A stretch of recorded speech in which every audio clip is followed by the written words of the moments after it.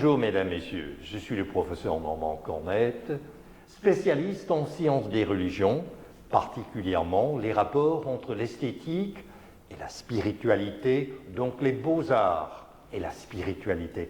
On est ici devant une toile de Jackie Lacourcière et en présence de Dr André Moreau, philosophe. Bienvenue à l'antenne de Radio Infocité, Dr Moreau. C'est un plaisir. D'abord, je veux signaler que Jackie est une de mes compagnes. Nous vivons ensemble depuis 30 ans.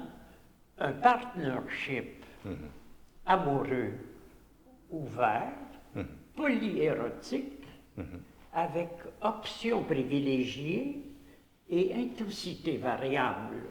C'est-à-dire quelque chose d'extrêmement complexe que pratiquement aucun humain sur Terre n'est capable de vivre comme nous l'avons fait avec de multiples partenaires. C'est comme à l'époque où je vivais à Paris, au début des années 60, et que je rencontrais Paul Ricoeur, qui n'avait pas tellement le temps de me parler, si bien que nous échangions rapidement, soit dans les corridors, soit dans les pissotières, et il était comme dépassé par sa notoriété. Mais à Saint-Germain-des-Prés, comme vous le devinez, il y avait des gens intéressants que je rencontrais, comme Jean-Paul Sartre, Simone de Beauvoir, Jean Marais et Jean-Paul Belmondo. Alors ces gens-là, je connaissais la mère de Jean-Paul Sartre qui allait faire ses courses au marché Port-Royal. Et je vivais dans une sorte d'animation perpétuelle où j'étais à l'époque mariée. Je venais de me marier le jour de mon départ du Canada pour aller faire mon doctorat à Paris. Et j'avais donc une vie amoureuse, j'avais une vie académique, j'avais une vie sociale. Je m'entraînais avec poids et haltères au COPAR, qui était l'Institut sportif de la Sorbonne. Et je proposais et provoquais des discussions, non seulement dans les salles de cours, mais dans les antichambres, à la terrasse des cafés. Et même parfois, certaines personnes voulaient en venir aux mains, comme à la belle époque médiévale de Paul Abélard, et qu'il utilisait sa dialectique du sic et non. Vous avez devant vous un disputaturus, c'est-à-dire que je suis fort dans la dispute. Et vous parlez de Paul Ricoeur. En tant qu'intellectuel, académique, universitaire, moi-même, j'ai rencontré qu'une seule fois Paul Ricoeur. Il était en toute humilité, en toute modestie, on a dîné ensemble, mais quand on mentionne le nom de Paul Ricoeur, il est plus grand que nature, c'est une sommité de la philosophie post-Deuxième Guerre mondiale. Oui, il faut bien spécifier, car vous savez, les géants de la philosophie dépassent vastement les limites qui sont attribuées à un professeur, même s'il enseigne à la Sorbonne. Paul Ricoeur est un phénoménologue qui a un style académique, qui produit énormément, mais ce n'est pas Bergson, ce n'est pas Alain, le célèbre Émile Chartier, connu pour ses 5000 propos. Paul Ricoeur est un homme occupé. Je n'ai donc pas eu tellement le temps de jaser avec lui, et étant donné le caractère, comment pourrait-on dire, polémique de ma soutenance, il a dû s'excuser auprès de la Sorbonne d'avoir aidé un étudiant à soutenir une thèse anti-cartésienne dans les hauts lieux du cartésianisme. Ricoeur dirigeait des thèses afin de, comment pourrait-on dire, acquérir de l'information au sujet d'auteurs qu'il ne connaissait que peu. Il n'avait pas lu Berkeley, mais moi je l'avais bien lu. Vous comprenez? Il a été surpris que Berkeley, qui était un philosophe irlandais de la première moitié du XVIIIe siècle, était aussi un anticartésien notoire. Et que lorsque Berkeley a rencontré Malebranche à Paris, peu de jours plus tard, Malebranche est mort. Parce qu'il y avait de la dispute dans l'air. Et Berkeley était un provocateur. Lorsque j'ai rencontré le professeur Luce à Trinity College, qui est un remarquable interprète de la pensée berkeleyenne, il m'a dit, mon jeune ami, apprêtez-vous à être ridicule si vous allez dans cette ligne, car Berkeley l'a été toute sa vie. Et moi, personnellement, je lui ai dit, professeur Luce, je n'ai pas peur du ridicule. Je crois même qu'il faut passer par là pour parvenir à être soi-même. Alors, vous parlez de Paul Ricoeur et vous parlez de Trinity College. Je tiens à souligner pour l'auditoire de Radio Infocité, Trinity College est à Dublin, en Irlande. Oui. Donc, c'est l'université la plus importante en Irlande. Et quand vous mentionnez phénoménologue, là, pour le commun des mortels, qu'est-ce que c'est? C'est tout simple. Supposons que vous regardez une tasse de café sur la table. Le phénoménologue ne verra pas uniquement le côté ustensiliaire de la tasse de café. Il va la comprendre sur un fond de monde. Il va comprendre que si cette tasse de café apparaît dans votre champ de vision, c'est que vous l'avez constituée comme représentation et l'étude des intentions de pensée qui ont rendu possible cette perception, c'est ça qui fait l'objet de la phénoménologie. C'est l'étude des phénomènes donnés comme des vécus de conscience. D'accord. Alors, pour résumer votre expérience avec Paul Ricoeur, vous disiez que le contact était peu fréquent. Est-ce que c'est vous qui l'avez choisi comme surveillant de thèse ou comment est-ce que le lien s'est fait? Ça s'est fait très simplement. Il était venu comme visiting professor à l'Université de Montréal. Je l'avais rencontré et je me suis dit, ça serait assez formidable d'appliquer la méthode phénoménologique à la philosophie immatérialiste.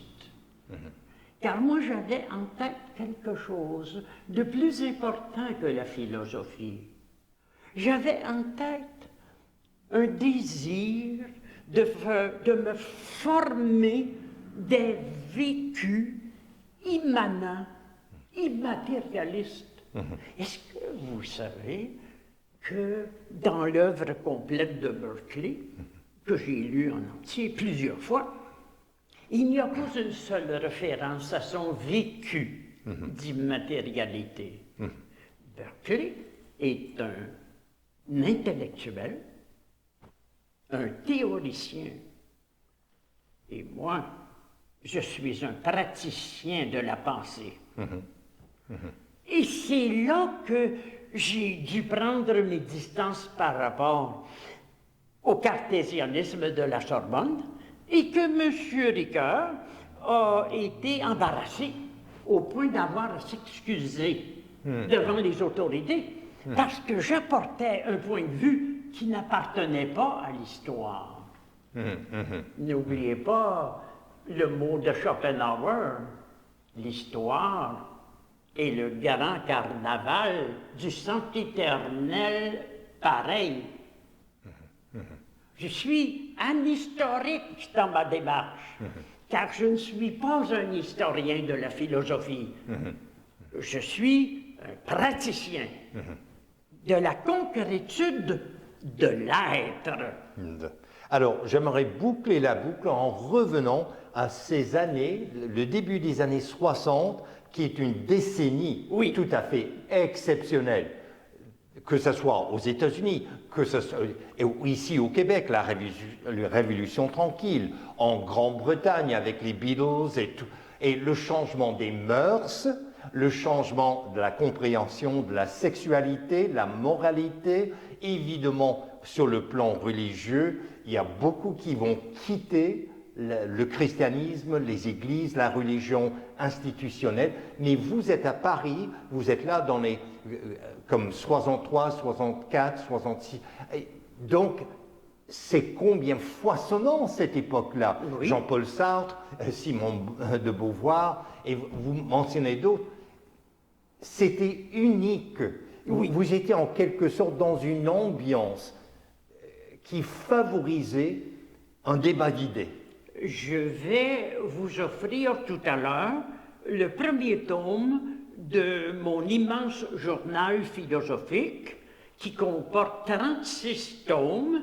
Et dans ce premier tome, vous allez trouver la description de mes interactions avec le milieu parisien, à la Sorbonne, dans les rues, dans mes échanges aux terrasses des cafés, à mes raisons de me rapprocher de Paul Ricoeur et de m'éloigner de Jean-Paul Sartre, et au goût que j'avais de sentir cette civilisation qui, et on le voit aujourd'hui, d'après le livre d'Oswald Spengler, le déclin de l'Occident avait commencé à s'éteindre lentement.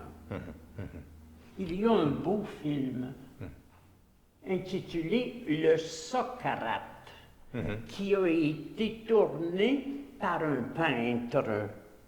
Il s'appelle La Poujade. Et La Poujade, dans son film sur le Socrate, montre clairement que c'est le déclin. J'ai favorisé ce déclin au Québec.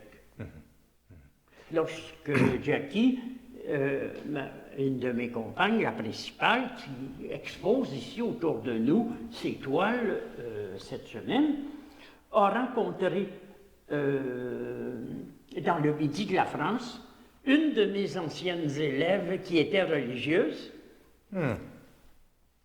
Elle se disait, est-ce que l'influence d'André a été aussi grande pour ruiner la religion au Québec? Eh bien, la religieuse en question était une des 40 religieuses qui suivaient mes conférences aux adultes au Scholastica Central. Et elle lui a avoué, après l'avoir entendu, les 40, dans les quelques années qui ont suivi, ont quitté les ordres religieux.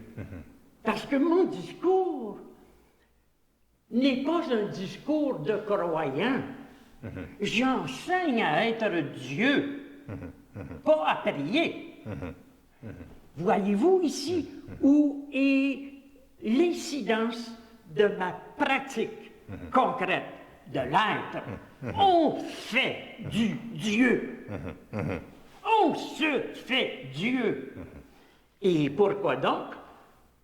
Parce que c'est nous qui décidons de notre vie et de notre carrière. Certains choisissent d'être des pauvres humains ou des pauvres pécheurs et de vivre dans une vallée de larmes.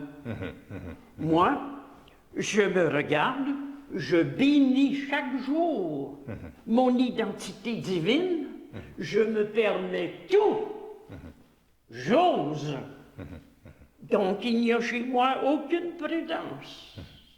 Alors, avec cela, Dr André Moreau, pour revenir à la décennie des années 1060 et la Révolution tranquille, Jean Lesage, Premier ministre du Québec de l'époque, avait choisi des ministres, entre autres René Lévesque, et on appelait son cabinet l'équipe de tonnerre. Oui, je me souviens. Et j'ai l'impression, docteur André Moreau, vous êtes le philosophe de tonnerre. Vous êtes bien charmant, mais je voudrais quand même vous dire que cette bombe lancée par l'équipe de tonnerre était finalement un pétard mouillé.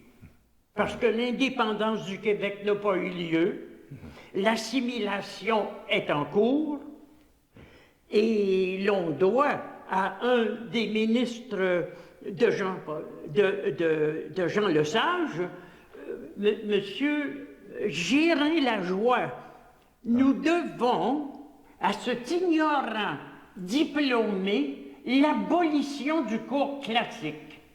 Et ça, c'était décapiter l'élite canadienne-française. Alors, ne me parlez pas trop de l'équipe de tonnerre. Contentez-vous de penser que je suis tonnant. Alors, mesdames, messieurs, merci. Vous êtes en antenne de Radio Infocité devant la toile de Jackie Lacourcière et en présence du philosophe Dr André Moreau. Je suis le professeur Normand Corneille.